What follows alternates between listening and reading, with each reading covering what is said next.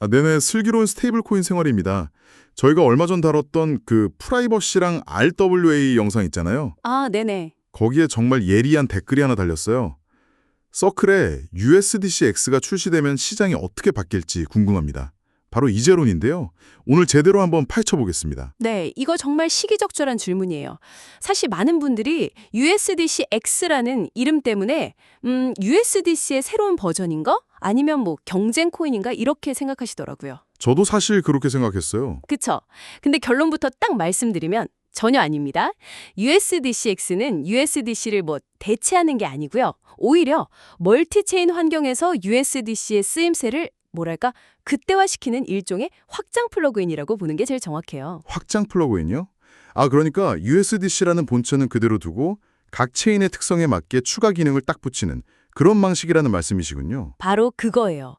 오늘 이야기의 핵심을 제가 미리 세 문장으로 요약해 드릴게요. 첫째, USDCX는 서클이 아니라 파트너 체인이 발행하는 USDC 담보 스테이블 코인이고요. 담보가 되는 진짜 USDC는 서클 X 위저브라는 일종의 금고 같은 컨트랙트에 보관이 돼요. 발행 주체가 다르군요. 네. 그리고 둘째, 이걸 만든 가장 큰 이유는 바로 그 제멋대로 만들어지던 브릿지 ESDC들 있잖아요. 이것 때문에 유동성이 막 쪼개지고 해킹 위험 커지는 문제를 해결하려고 나온 겁니다. 네네. 마지막으로 기관들 입장에서는 이게 되게 중요한데 프라이버시를 지키면서 RWA 같은 실물 자산을 거래할 수 있는 비공개 원자 결제 시스템의 시작이다. 이 점에서 의미가 아주 큽니다. 듣고 보니까 진짜 오해가 많을 수밖에 없겠네요. USDC-X라는 이름만 들으면 당연히 서클이 새로 찍어내는 코인인 줄 알았거든요. 발행 주체가 서클이 아니라 각 파트너 체인이라는 게 가장 큰 차이점 같은데 이 부분을 좀 더 자세히 설명해 주시죠. 네, 그게 가장 중요한 포인트예요. USDCX는 뭐 딱 하나의 토큰이 아닙니다. 예를 들어서요. 최근에 파트너십을 맺은 알리오라는 프라이버시 특화 체인이 있잖아요. 네, 들어봤어요. 여기서 발행하는 USDCX는 발행 주체가 바로 알리오 재단이 되는 거예요. 그리고 알리오의 핵심 기술인 영지식 증명을 활용해서 거래 내역을 보호하는 그러니까 프라이버시 아주 특화된 USDCX가 탄생하는 거죠. 그러니까 알리오 체인 위에서는 프라이버시 기능이 탑재된 USDC가 되는 거군요. 그러면 다른 체인에서는 또 다른 모습이겠네요. 맞습니다. 기관 금융을 위해서 설계된 캔턴 네트워크에서는 RWA 결제에 최적화된 USDCX를 발행하고요.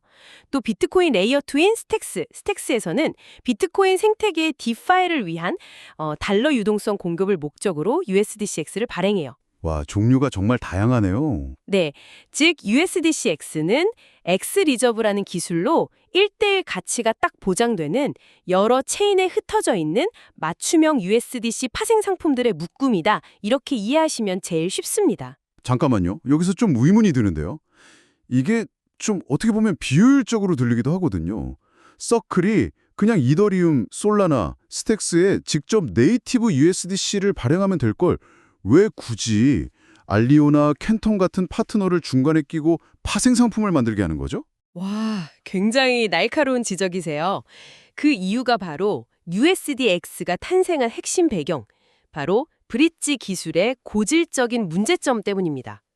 지금까지는 이더리움에 있는 USDC를 다른 체인으로 옮기려면 무조건 브릿지를 써야만 했잖아요. 네, 그렇죠. 그런데 이게 서클이 만든 공식 통로가 아니라 뭐 웜홀이나 레이어 제로 같은 제3의 회사들이 만든 다리다 보니까 온갖 문제가 터져 나왔죠. 저도 경험해 본 적이 있어요. 똑같은 USDC인데 어떤 체인에 갔더니 WUSDC, 다른 데서는 AXL USDC 이런 식으로 이름이 붙어서 엄청 헷갈리고요. 이걸 다시 바꾸려면 수수료도 들고 복잡하더라고요. 바로 그게 서클이 지적한 첫 번째 문제, 유동성 표편화입니다. 이름만 같지 사실상 다른 토큰이라 서로 교환도 안 되고 유동성이 수십 개로 잘게 쪼개져 버리는 거예요. 두 번째 문제는 방금 말씀하신 그 사용자 혼란이고요. 마지막으로 가장 치명적인 건 보안 리스크입니다. 브릿지는 해커들의 단골 공격 대상이었잖아요. 맞아요. 맨날 브릿지 해킹 뉴스가 나왔었죠. 네, 수천억 원 규모의 해킹에 터지기도 했고요. 이런 문제들이 결국 대중적인 채택을 가로막는다. 이렇게 판단한 거죠. 결국 사설다리들이 너무 많고 위험하니까 서클이 직접 나서서 공식 고속도로를 깔겠다는 거군요. 그게 바로 X 리저브랑 USDCX라는 거고요. 정확합니다. 제3자 브릿지에 대한 의존도를 없애고 각 체인이 생태계에 맞는 USDX를 발행하되 그 가치는 언제나 네이티브 USDC랑 1대1로 보장되는 공식적인 통로를 만들어서 유동성과 안정성을 동시에 잡겠다는 전략이죠. 좋은 질문이에요. 사용자 경험 측면에서는 아마 안전성이 가장 큰 차이점일 거고요. 작동 방식은 크게 두 단계로 나뉩니다. 첫 번째는 예치 후 발행, 그러니까 디파짓 앤 민트 방식이에요. 제가 예를 들어서 이더리움에 있는 USDC 100개를 스택스의 USDC X로 바꾸고 싶다고 해볼게요. 네. 먼저 이더리움 메인넷에 있는 X 리저브라는 공식 콘트랙트에 제 USDC 100개를 예치해요. 그럼 X 리저브는 여기 $100가 안전하게 보관되었습니다. 라는 일종의 디지털 증명서, 어테스테이션을 발급해줘요. 아, USDC를 금고에 맡기고 보관증을 받는 거군요. 네. 그리고 저는 그 보관증을 스택스 체인에 가져가서 보여주는 거죠. 그럼 스택스 체인은 그 보관증을 확인하고 제 지갑에 스택스형 USDC X 100개를 새로 발행, 민팅해 주는 겁니다. 제3자 브릿지를 거치지 않고요. 아, 훨씬 안전하겠네요. 이해했어요. 그럼 반대로 스택스에 있는 USDC X를 다시 알레오 체인으로 옮길 수도 있나요? 물론이죠. 그게 두 번째 방식인 소각 후 재발행, 번앤민트입니다. 먼저 스택스 체인에서 제 USDC X 100개를 소각해요. burn하는 거죠. 그럼 여기서 $100가 소각되었습니다. 라는 또 다른 증명서가 발급되겠죠. 네네. 그걸 목적지인 알레오 체인에 제출하면 알레오는 그걸 확인하고 알레오용 USDC X 100개를 새로 발행해 주는 거예요. 이 방식을 통하면 체인 간 이동도 아주 안전하게 할 수 있게 됩니다. 자, 개념하고 작동 방식은 이제 확실히 이해가 됐어요. 그럼 이제 가장 중요한 질문이죠. USDC-X가 본격적으로 우리 시장에 깔리기 시작하면 구체적으로 어떤 변화들이 나타나게 될까요? 예상되는 핵심 변화는 5가지 정도로 정리해 볼 수 있어요. 첫 번째는 방금 이야기 나눈 브릿지 USDC의 몰락입니다. 서클에 공식 통로가 생겼는데 굳이 위험하고 표편화된 비공식 브릿지를 쓸 이유가 줄어들겠죠?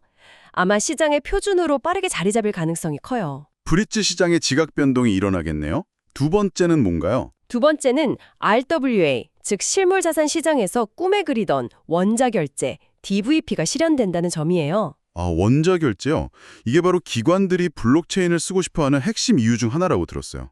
기존 금융에서는 주식을 사면 돈은 바로 나가는데 주식이 실제로 내 계좌에 들어오기까지 며칠씩 걸리잖아요. 맞아요. 그 사이에 증권사가 망할 수도 있는 리스크가 있는 거고요. 바로 그겁니다.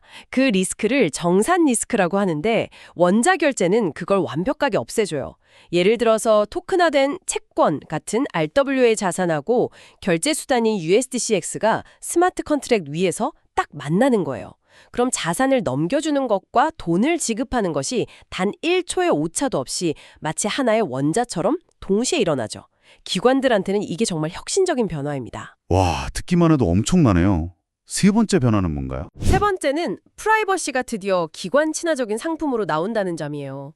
알레오나 캔턴 같은 파트너들이 계속 강조하는 게 기밀거래, confidential transactions거든요.